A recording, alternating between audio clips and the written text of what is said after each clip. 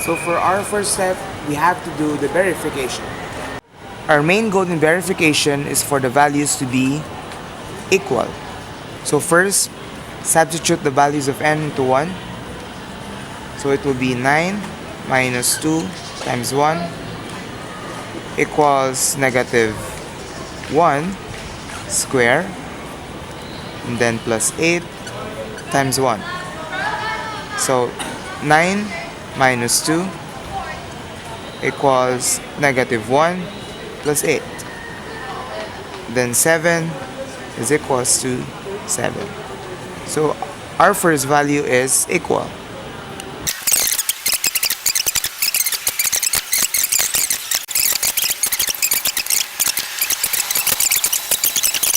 We're now down to the second part of the mathematical induction, which is induction hypothesis.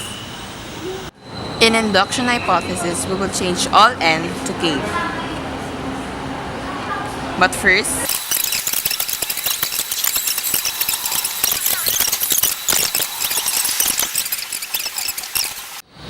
So for the third step in mathematical induction is the proof of induction. So for the proof of induction, we should substitute n is equal to k plus 1. So first, write s sub n is equal to negative n squared plus 8n. From this value, then substitute k plus 1 to all the n.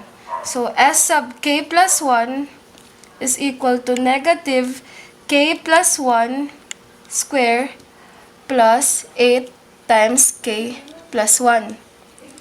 So next, we should solve for the value of k plus 1 square. We will get s sub k plus 1 is equal to negative k square plus 2k plus 1.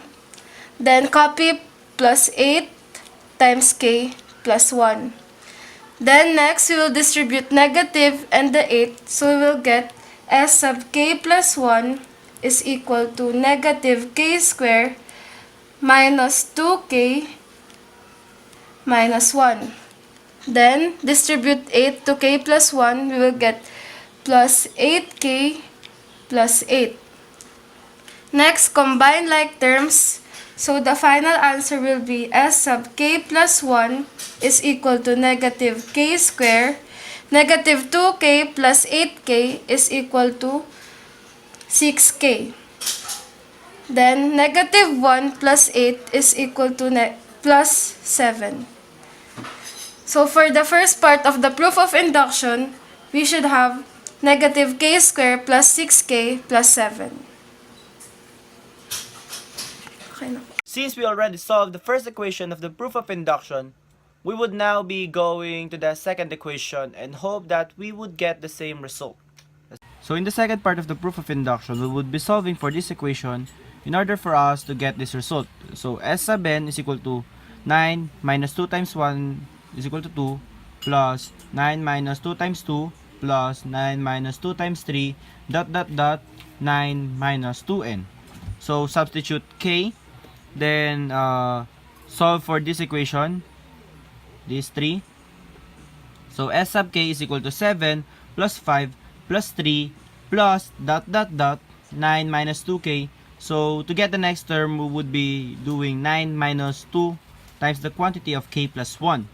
Or it is also equivalent if we distribute negative 2 to k then plus 1, we would get negative 2k minus 2 plus 9, which is also equivalent to negative 2k plus 7. So next we would be doing is equation is how we are going to get the term after 9 minus 2k. So in order for us to prove that this equation is equivalent to this equation, we should be getting the same result if we add this equation to this equation and get this result from the first part of the proof of induction. Now, how are we going to do that? Negative 2k plus 7, then add the next equation. Okay? So, plus negative n squared is also equivalent to negative k squared since n is also equivalent to k. So, minus k squared plus 8k then combine like terms, we would be getting negative k squared plus negative 2k plus 8k is equivalent to 6k, then plus 7. Now, we got the same result as the first part of the proof of induction. Conclusion!